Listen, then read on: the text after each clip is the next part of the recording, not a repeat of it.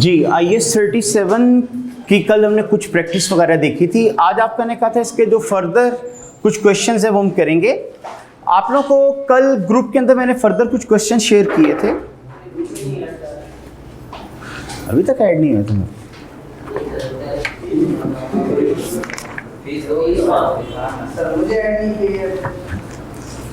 तो वो तो बच्चों को ऐड करते हैं।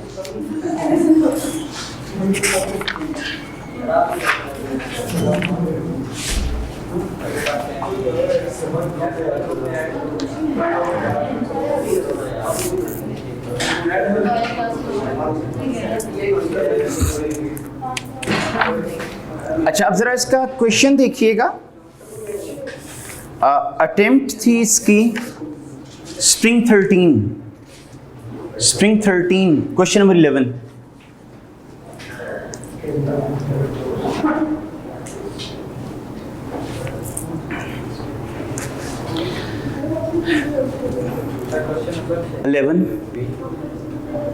ये आज या कल में कल भेजी थी मैंने ग्रुप में। जब इस क्वेश्चन को देखिएगा, कह रहे terrific industries limited is in the process of preparing its financial statement for the year ended 31st December 2012. As the CFO of the company, following matter are under your consideration. जी कह रहे आप लोग दिसंबर 2012 के account finalise करने जा रहे हैं और बीइंग अ CFO ये कुछ मैटर हैं जो आपने कंसीडर करने हैं। इसका मतलब आपकी रिपोर्टिंग डेट क्या बनी? दिसंबर 2012। अच्छा, अब फर्स्ट पॉइंट देखिएगा। कह रहे board of director in their meeting held on 26 of December approve the payment of bonus to sales team. जी कह रहे बोर्ड ऑफ डायरेक्टर ने 26 दिसंबर को अप्रूव कर दिया कि हम अपनी सेल्स टीम को बोनस देंगे। आप लोगों की रिपोर्टिंग डेट थी 31 दिसंबर और 26 दिसंबर को आपने बोनस जो है वो अप्रूव कर दिए। जी एडजस्टिंग इवेंट बनता है, नॉन एडजस्टिंग?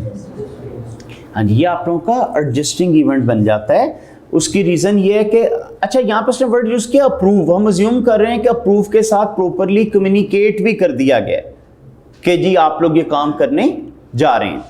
तो इसका मतलब फिर वैलिड एक्सपेक्टेशन भी क्रिएट होगी दूसरे लोगों के ज़हन में कभी पैसे उनको मिलेंगे। अच्छा, क्या इस बोनस के अप्रूवल के लिए शेयर होल्डर से अप्रूवल की जरूरत होगी इसको? नहीं। देखें, जो डिविडेंड वगैरह होता है उसकी तो आप लोगों ने कहा था ना अप्रूवल बाद में शेयर होल्डर करते हैं, लेकिन ये जो एम्प्लॉयज के इंसेंटिव या बोनस होते हैं ये अप्रूवल किसने करना होती? ये तो डायरेक्टर्स ने करना होती। इसका मतलब फिर इस हिसाब से देखा जाए तो ये आपका कौन सा इवेंट बन रहा होगा? Adjusting event. और आपको इसको प्रॉपरली अकाउंट फॉर करना चाहिए। मतलब आप इस बोनस को अपना एक्सपेंस भी शो कराएं और साथ पेएबल भी इसको बुक कर देंगे। अच्छा, अगला पॉइंट देखिएगा। On 29th of December 2012, the federal government announced a policy whereby it allowed the import of a product which is produced by TIL locally. As a result of competition, company anticipate that sale of this product would decline considerably. कह रहे हैं कि government ने कोई policy वगैरह change की है 29 दिसंबर को, यानी ईयर एंड से पहले, और उसमें उन्होंने उस प्रोडक्ट की इंपोर्ट की इजाज़त दे दी जो आप खुद बनाते थे। तो कह रहा है कंपटीशन बढ़ जाएगा, तो चांसेस हैं कि अगले सालों में हमारी सेल काफ़ी इफेक्ट हो जाए। ठीक है, क्या इसकी कोई एडजस्टमेंट बनती है? नहीं। ठीक है, एक तो कई दफ़ा ना स्टूडेंट के ज़हन में ये पॉइंट आ जाता है कि जी हमारी इन्वेंट्री की NRV कम हो जाएगी। देखें, अभी तो परमिशन मिली इंपोर्ट कर लो, क्या 2 दिन में चीज़ इंपोर्ट होकर आ जाएगी? नहीं, प्रॉपर जो प्रोसेस है वो फॉलो किया जाएगा। माइट भी महीना लगे, 1.5 महीना लगे।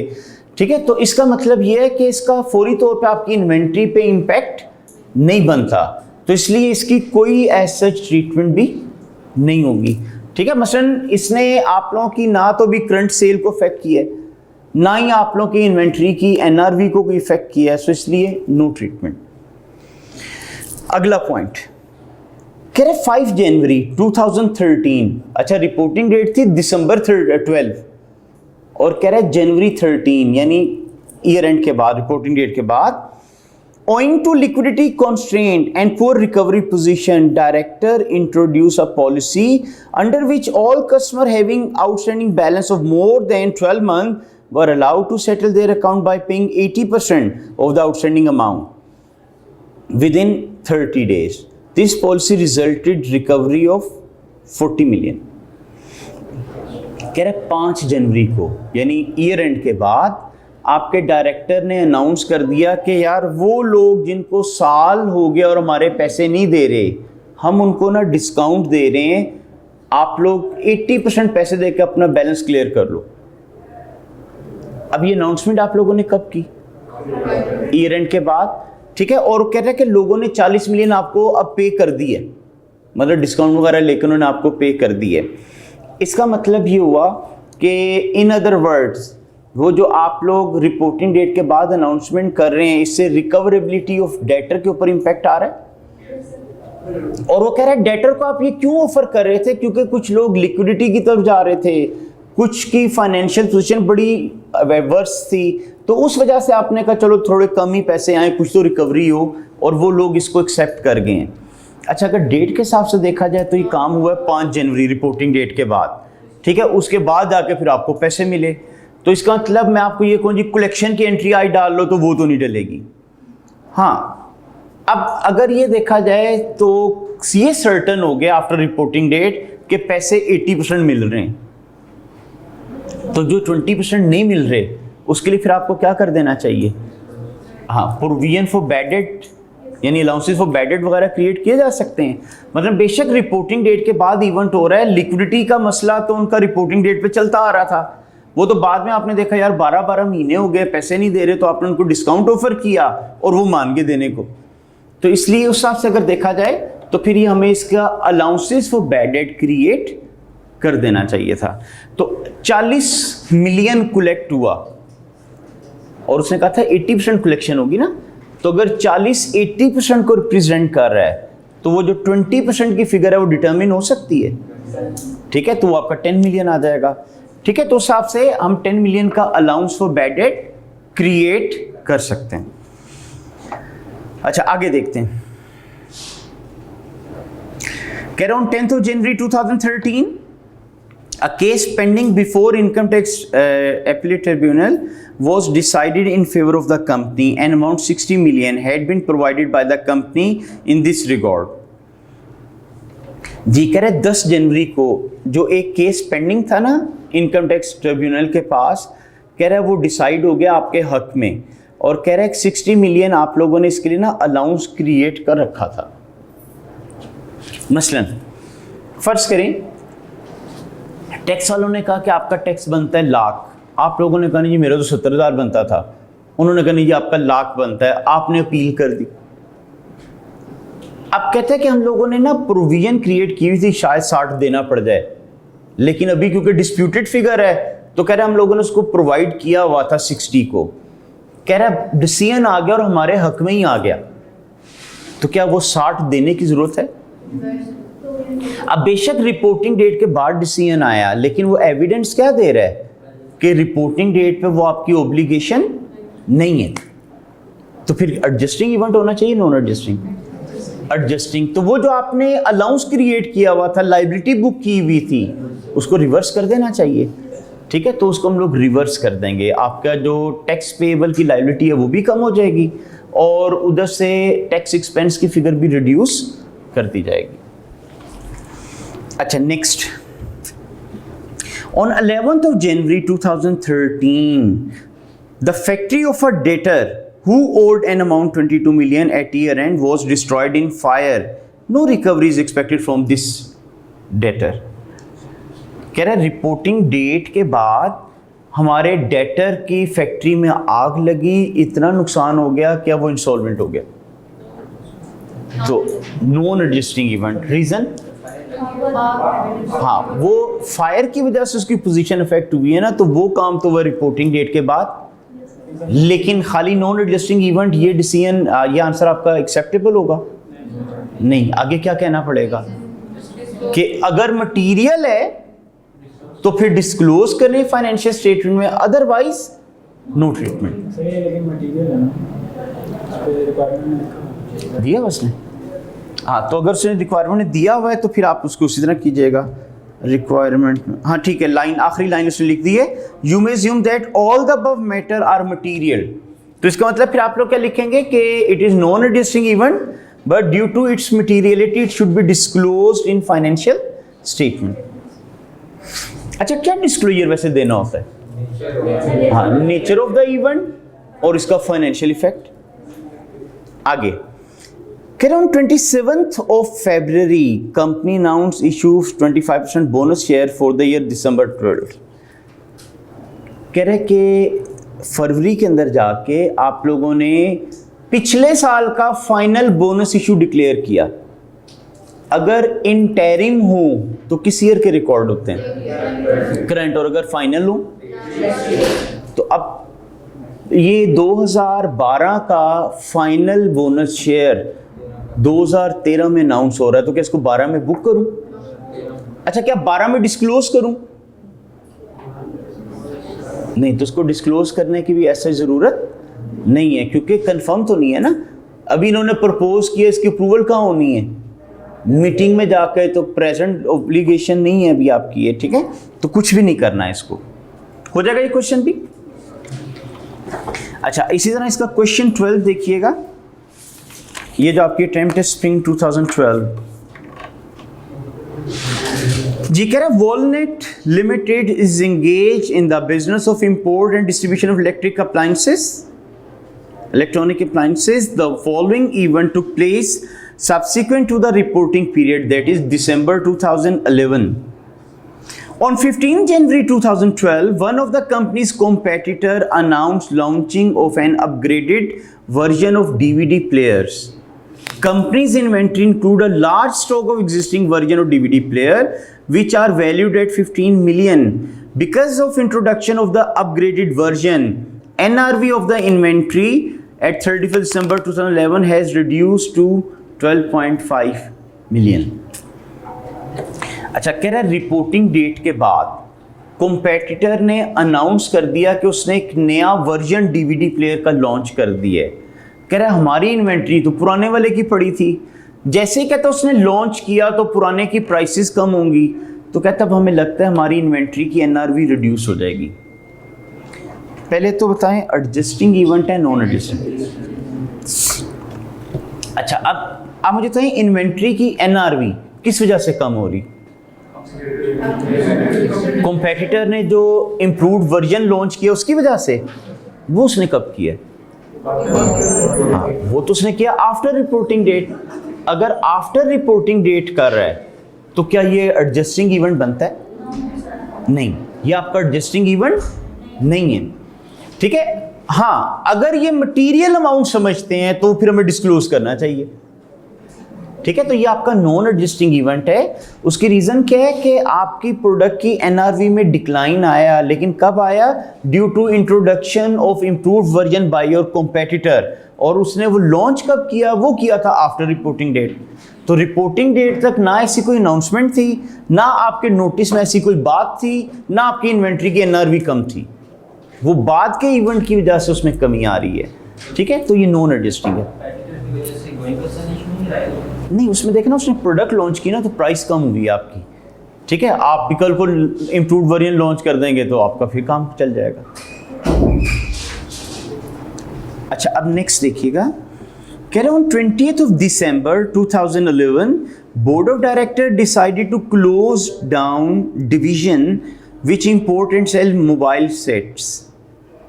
कब डायरेक्टर ने डिसाइड किया? 20 दिसंबर, ईयर एंड से पहले डिसाइड हो गया। अच्छा, आगे कह रहे this decision was made public on 29th of December। आप लोगों को मैंने उस दिन रीस्ट्रक्चरिंग की कंडीशन बताई थी। जब भी कोई सेगमेंट और पार्ट ऑफ बिजनेस आप बंद करने का सोचते हैं तो दो प्लान यानी दो कंडीशन उसकी क्या थी? फॉर्मल प्लान बने जिसमें location to be affected, number of employees to be affected, cost of restructuring, period of restructuring, ये पता चले। और दूसरा, प्रॉपरली कम्युनिकेट कर दिया जाए फैक्टरीज को। वो कह रहा है 20 दिसंबर रिपोर्टिंग डेट से पहले मेरा प्लान बना, 29 दिसंबर रिपोर्टिंग डेट से पहले ही मैंने इंटीमेट भी कर दिया। क्या criteria of recognition of provision meet हुआ? हाँ जी, अब वो रिस्ट्रक्चरिंग की प्रोविजन का क्राइटेरिया मीट हो गया है। इसका मतलब आपको उसकी प्रोविजन क्रिएट करनी चाहिए, लेकिन अब वो लिस्ट क्या दे रहा है? कह रहा है however business was actually closed down on 29th of February. The net costs incurred in connection with the closure of this division were as follows. Number 1, redundancy cost. ये क्या होती है? redundancy cost को ex gratia payment भी कहते हैं, ठीक है। redundancy cost का मतलब होता है जब एम्प्लॉय को निकाला जाता है ना, तो उनको जो पैसे दिए जाते हैं, जो उनके पैसे बन रहे होते हैं, तो टर्मिनेशन बेनिफिट आप कह लो। तो क्या ये रिस्ट्रक्चरिंग का पार्ट होता है या नहीं? हाँ जी, ये होता है। ये रिस्ट्रक्चरिंग की वजह से तो पैसे पड़ रहे हैं आपको। ना रिस्ट्रक्चरिंग करते, ना मैं एम्प्लॉय निकालता, ना पैसे देने पड़ते, तो इसका मतलब ये आना चाहिए ex gratia payment.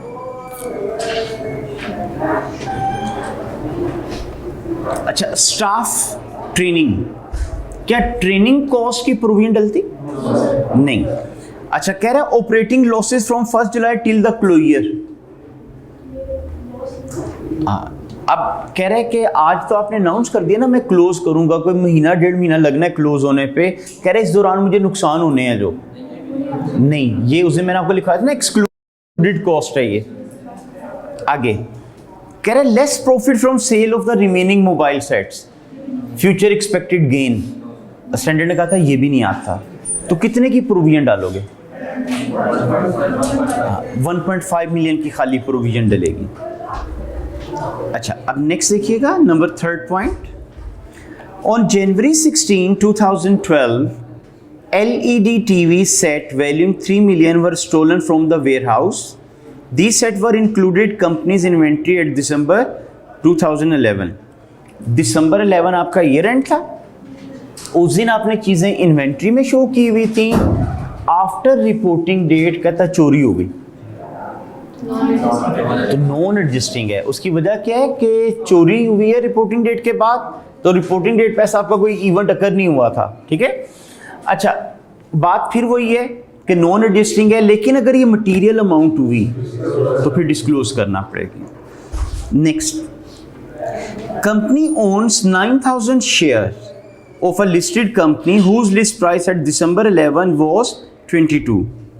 During February 2012, the share price declined significantly after government announcement of new legislation which would adversely affect company's operation. No provision in this regard has been made in the draft financial statements. अच्छा, अब देखें कई दफ़ा क्या होता है, जैसे उसने कहा ना कि हमने इसको रिकॉर्ड नहीं किया, स्टूडेंट एकदम से रिकॉर्ड कर देते हैं। तो ये तो एग्जामिनर ऐसी स्टेटमेंट जानबूझ के भी लिख देता है कि स्टूडेंट को नो हाउ है कि नहीं। मतलब अगर आपको पता है जी नहीं रिकॉर्ड होना, तो फिर आप एंट्री तो नहीं डालोगे ना। लेकिन अगर मैं कहूँ यार ये काम हुआ, मैंने रिकॉर्ड नहीं किया, और आप फौरन एंट्री डाल दो, तो इसका आपको पता ही नहीं था इसकी एंट्री होनी चाहिए या नहीं। कहता है रिपोर्टिंग डेट पे मेरे पास एक कंपनी के शेयर्स थे, उस वक्त उनकी कीमत थी 22 रुपये।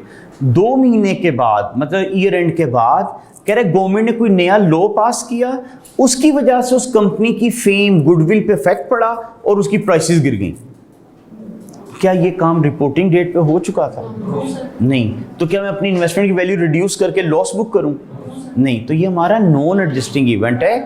अगर इसकी अमाउंट मटेरियल समझी जाए तो डिस्क्लोज होगा, वरना no treatment. Next, on 31st January 2012, a customer announced voluntarily liquidation. On 31st December, this customer owed 1.5 million. कह रहे 31 जनवरी को रिपोर्टिंग डेट के 1 महीने के बाद कस्टमर ने इंसॉल्वेंसी के लिए कह दिया कि जी मुझे इंसॉल्वेंट डिक्लेयर कर दिया जाए, मुझे प्रोटेक्शन फ्रॉम क्रेडिटर दी जाए। ये क्या मतलब होता है वॉलंटरीली लिक्विडेशन? हाँ, खुद चले जाओ कि जी मैं अपनी लायबिलिटीज वगैरह नहीं पे कर सकता, मुझे सिक्योरिटी दिलवाई जाए। ऐसी सूरत में कोर्ट क्या करता है, लिक्विडेटर अपॉइंट करता है, उसे कहता है इसकी सारी चीज़ें इससे ले लो। वो सारी चीज़ें उससे ले ली जाती हैं, वो कहते हैं इनको बेचो, बेच के जो पैसा आता है वो कहता है इसकी सिक्योर लायबिलिटीज पे करो, वो पे होने का जो बचेगा अनसिक्योर को प्रोपोर्शनेट जो पे हो सकता है दो, और बाकी उनको लेटर इशू कर दो भी इसको तंग ना करना, ये पैसे नहीं दे सकता। तो एक लीगल प्रोटेक्शन उसको मिल जाती है। तो कहता है उसने महीने बाद जाके खुद ही अनाउंस कर दिया कि जी मुझे प्रोटेक्शन दिलवाई जाए। क्या कोई ऐसा उसने इंडिकेशन दी कि रिपोर्टिंग डेट के बाद कोई ऐसा मसला हुआ कि उसने ये काम किया? नहीं। इसका मतलब रिपोर्टिंग डेट पर भी फिर उसे पैसे मिलने के चांसेस नहीं थे। तो आइए स्टैंड ने एग्जांपल दी हुई थी ना कि रिपोर्टिंग डेट के बाद अगर आपका कस्टमर बैड हो जाए, ठीक है, तो वो एडजस्टिंग इवेंट होता है। इसका मतलब ये होता है कि रिपोर्टिंग डेट पे भी रिलायबिलिटी पॉसिबल नहीं थी। तो फिर क्या करेंगे? एडजस्टिंग इवेंट है, इसकी प्रॉपर एंट्री डलेगी बैड डेट की। नेक्स्ट कह रहा हूं 15th of February company announced final dividend for the year December 11 comprising 20% cash dividend 10% bonus share। जी कह रहा है कि 2012 में जाके रिपोर्टिंग डेट के बाद जाके इन्होंने प्रपोज कर दिए हैं पिछले साल के डिविडेंड्स वगैरह। तो फाइनल डिविडेंड्स आपको पता है नेक्स्ट ईयर ही रिकॉर्ड होते हैं ना, नॉन एडजस्टिंग इवेंट हो जाएगा ये भी।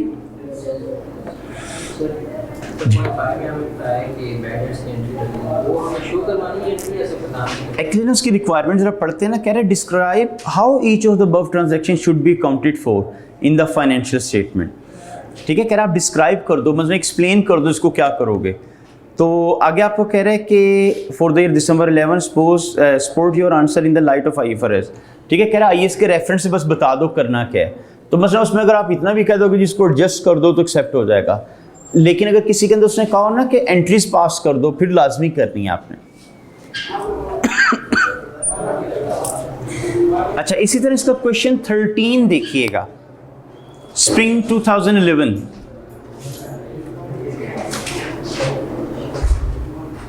कह रहे following information pertain to Skyline Limited for the year ended 31st December 2010। A customer who owed 1 million was declared bankrupt after his warehouse was destroyed by fire in February 2011.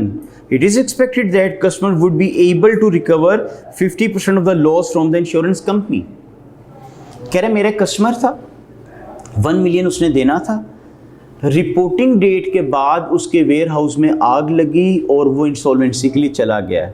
कहते हैं वैसे लगता है शायद उसको आधे पैसे मिल जाएंगे इंश्योरेंस वालों से। ठीक है, अगर आधे पैसे उसको मिल जाएंगे तो पहले तो उसकी सिक्योर लायबिलिटीज पे होंगी। क्रेडिटर सिक्योर लायबिलिटी होती है, हाँ, क्रेडिटर आपका अनसिक्योर्ड होता है। ठीक है, तो इसका मतलब उसने कहा जी आधे पैसे मिल जाएंगे, तो इसका मतलब ये नहीं कि आपको भी आधे मिल जाएंगे। इसलिए बेशक रिपोर्टिंग डेट के बाद, बल्कि इवेंट ही रिपोर्टिंग डेट के बाद हुआ है, अच्छा हुआ ही रिपोर्टिंग डेट बाद, और उसके वेयर हाउस में आगे रिपोर्टिंग डेट के बाद लगी, तो फिर ये बताएं एडजस्टिंग इवेंट है non adjusting? Non adjusting event होगा। ठीक है, अगर मटेरियल अमाउंट समझते हैं तो फिर डिस्क्लोज होगा, वरना नो ट्रीटमेंट। अच्छा, अगला पॉइंट कह रहे हैं an employee of the company forged the signature of the director and made cash withdrawal of 7.5 million from the bank. Of these, 1.5 million were withdrawn before year end. Investigation revealed that an employee of the bank was also involved, and therefore under settlement arrangement bank paid 60% of the amount to the company on 27th of January। कह रहे आपके एक employee ने आप लोगों की chequebook पे sign करके 7.5 मिलियन निकलवा लिए। 1.5 मिलियन तो ईयर एंड से पहले ही निकलवा चुका है, 6 मिलियन बाद में निकलवाए। कहता है जब इन्वेस्टिगेशन हुई तो पता चला बैंक का एम्प्लॉय साथ मिला हुआ था। देखें, अगर मैं आपके साइन करूं आपके चेक पे, 100% मैच तो नहीं करेगा ना, थोड़ा बहुत डिफरेंस तो रह ही जाता है। अब जब आप टेलर को जाके देते हो चेक, तो वो रिकॉर्ड में चेक करता है साइन मैच हो रहे हैं कि नहीं हो रहे, और अगर वो बंदा मेरे साथ मिल जाए तो फिर तो वो कर देगा हाँ जी मैच हो गए, पेमेंट करो। तो कहता है कि हुआ क्या, बैंक का एम्प्लॉय साथ मिला हुआ पाया गया। तो कहता है जब फिर हमने बैंक से बात की तो बैंक ने कहा यार चलो 60% हम आपको दे देते हैं, बाकी आप नुकसान खुद बेयर कर लो। ठीक है, तो इसका मतलब अब अगर यहाँ पे देखा जाए तो टोटल नुकसान कितने का था? इसमें से 1.5 बिफोर ईयर एंड था,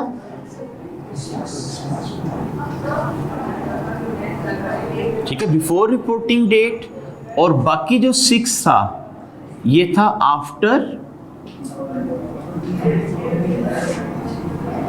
रिपोर्टिंग डेट। ठीक है, 1.5 था बिफोर रिपोर्टिंग डेट, 6 था आफ्टर रिपोर्टिंग डेट। तो ये आपके लिए क्या होना चाहिए? एडजस्टिंग इवेंट, ये वाला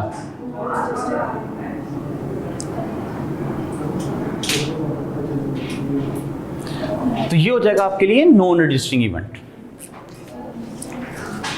अच्छा, अब कहते हैं कि जब बैंक के एम्प्लॉय से हमने डिस्कस किया बैंक से, तो उन्होंने कहा यार 60% हम आपको दे देते हैं। अब 60% हम दे देते हैं, इसका रीइंबर्समेंट हो रही है आपको, ठीक है। तो इसका 60% अगर आप लोग लें 0.9, यही आ रहा है ना,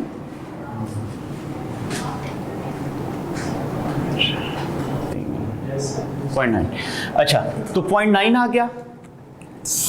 अगर इसका मैं 60% लेता 3.6,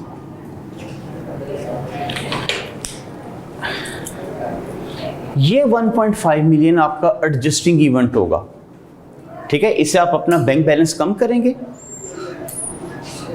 अब जब ये एडजस्टिंग इवेंट है तो इसकी जो रीइंबर्समेंट है, बैंक ने कहा है ना हम आपको पैसे दे देते हैं, इसका तो एक्सपेक्टेड इनफ्लो था, वर्चुअली सर्टन भी हो गया, अमाउंट भी पता है, एसेट बुक होना चाहिए। तो हम लोग क्या करेंगे, 0.9 को रिसीवेबल शो करा देंगे फ्रॉम बैंक, ठीक है। अब मसला है एक्सपेंसेस में कितना लिखेंगे, या तो 1.5 को एक्सपेंस और 0.9 को इनकम, या लेस करके 0.6 को अपना एक्सपेंस शो करा दें। तो ये तो हो गया इस वाले पार्ट का। ये 6 क्योंकि आफ्टर रिपोर्टिंग डेट अकर हुआ है, तो ये आपका नॉन एडजस्टिंग इवेंट है। अगर ये मटेरियल अमाउंट है तो डिस्क्लोज कीजिएगा, अदरवाइज नो ट्रीटमेंट। और अगर इसको डिस्क्लोज किया तो फिर इसको भी डिस्क्लोज कीजिएगा कि जी बैंक वालों ने कहा हम इतना आपको रीपे कर देंगे, ठीक है। तो इस तरह करके हमें इसको काउंट फॉर करना पड़ेगा। अच्छा, इसमें ना कई दफ़ा आप देखेंगे, मैं आपको कह रहा हूँ ये एडजस्टिंग भी हो सकता है, नॉन एडजस्टिंग भी हो सकता है, ठीक है। आपको मैंने कहा था कि कुछ क्वेश्चंस आते हैं जिसमें आई कैप कहता है कि जिस स्टूडेंट ने इसको एडजस्टिंग का, मैंने उसको भी ठीक किया हुआ है, जिसने नॉन एडजस्टिंग लिखा था मैंने उसका भी ठीक किया हुआ है, मैंने जस्टिफिकेशन देखी उसने डिसाइड किस बेस पे किया है। इसका मतलब आप लोग जब लिखते हैं ना, खाली इतना लिखा करें एडजस्टिंग इवन नॉन एडजस्टिंग, थोड़ा रेफरेंस दिया करें स्टैंडर्ड के साथ कि जी इस वजह से ये एडजस्टिंग है, ठीक है। मैं इसलिए बता रहा हूँ, हो सकता है मैंने किसी एक आधी चीज़ को यहाँ एडजस्टिंग किया हो, सोल्यूशन आप देखें उसने डिस्क्लोज किया हो, या मैंने डिस्क्लोज कर दी उसने एडजस्ट किया हो, तो वो एक्चुअली जब डेटा इनकम्प्लीट होता है ना तो फिर अजम्पशन बेस्ड काम चलता है। हो सकता है मैंने एक अजम्पशन लिया हो, उसने कोई दूसरा लिया हो, तो उस वजह से ये पॉसिबिलिटीज़ आ जाती हैं।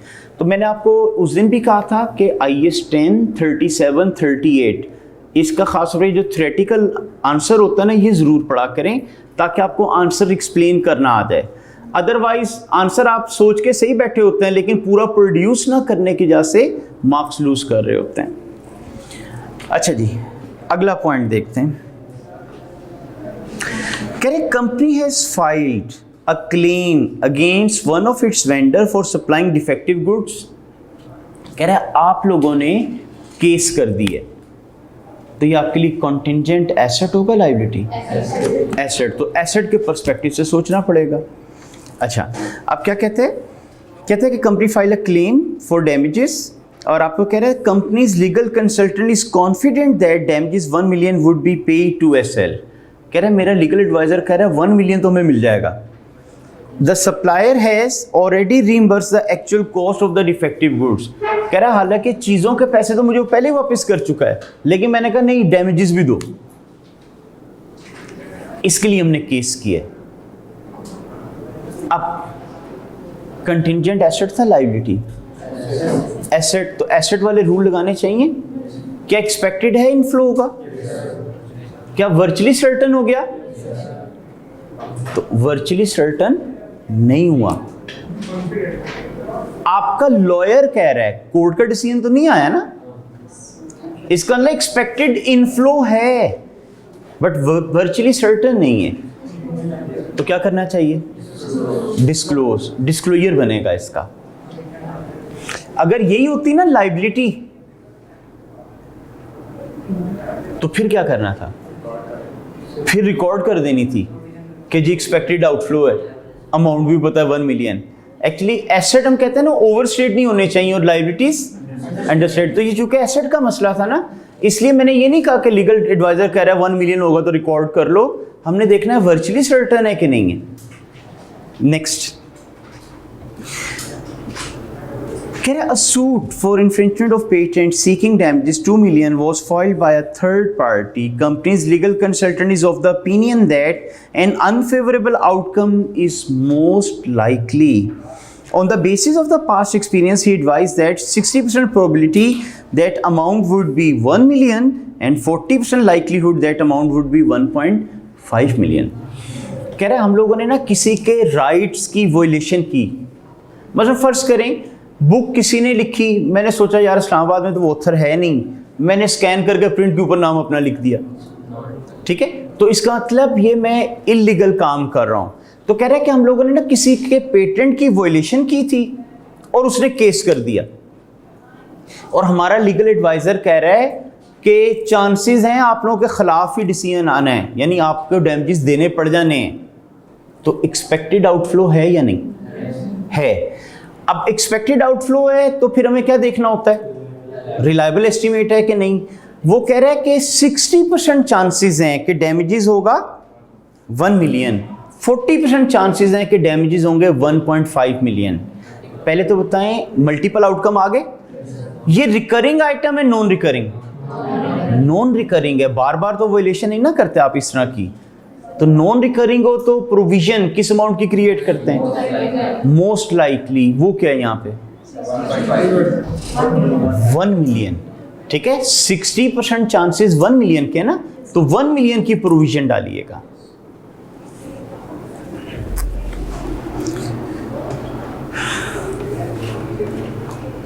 ठीक है, इसी तरह इसका चलें 14th क्वेश्चन भी जरा मैं डिस्कस कर देता हूं।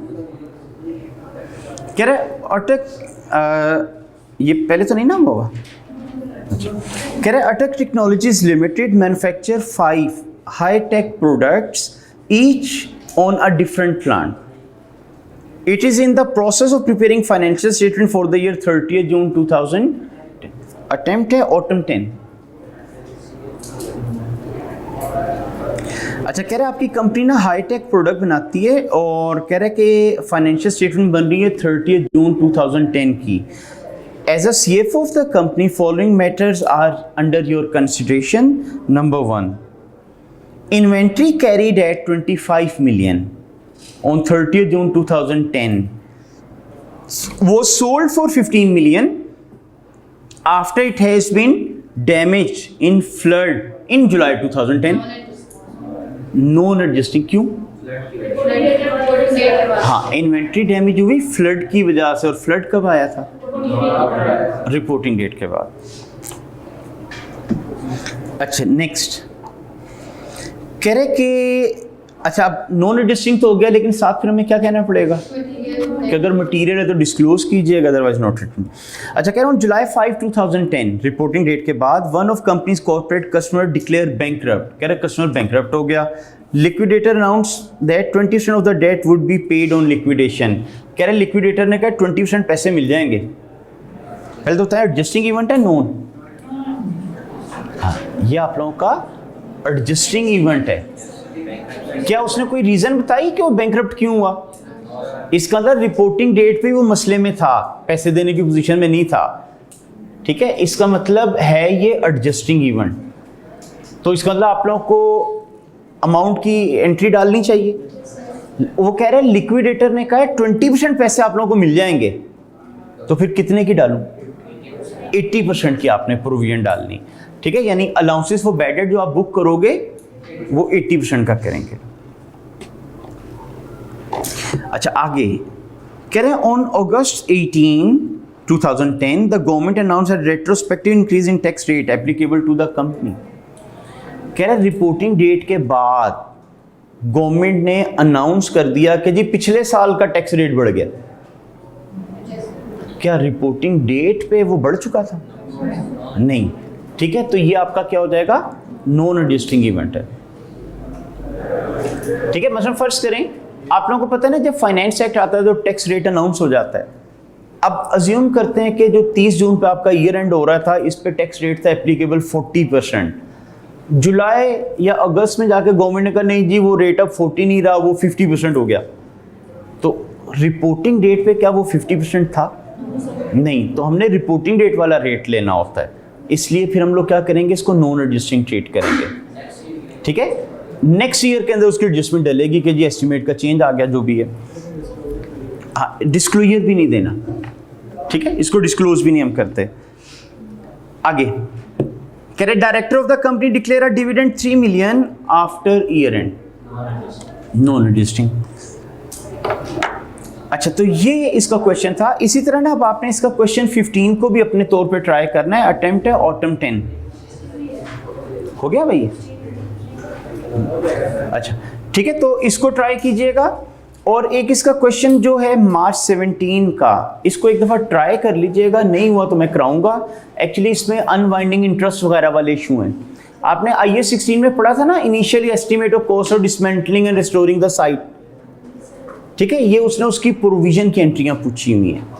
तो बहरहाल 15-16 दोनों को ट्राई कर लीजिएगा, ताकि कल मैं इनको डिस्कस करूंगा, जो जो गलतियां हुई फिर साथ साथ इंशाल्लाह कवर कर लेंगे। सर जो फाइनल डिविडेंड है उसका डिस्क्लोजर देना होता है? नहीं, वो उसकी वजह ये होती है प्रेजेंट ऑब्लिगेशन नहीं होती ना, वो तो मीटिंग में AGM में जाके फाइनल होना है, उन्होंने लेना भी है कि नहीं लेना, उस वजह से लास्ट ईयर की डिस्क्लोजर वो नहीं आता। अच्छा, इसमें आप लोगों का ना नेक्स्ट वीक जो टेस्ट होगा वो IAS 10 और 37 से रिलेटेड ही होगा।